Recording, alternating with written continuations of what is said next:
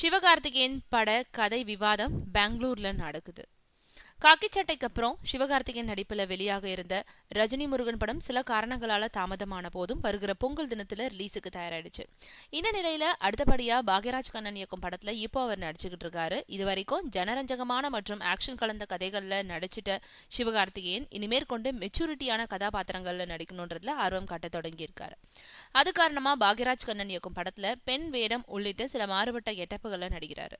அதை தொடர்ந்து அவர் மோகன் ராஜா மற்றும் இன்று நேற்று நாளை படத்தை இயக்குனர் ரவிக்குமார் இயக்கும் படங்கள்ல நடிக்க ஓகே செஞ்சிருக்காரு.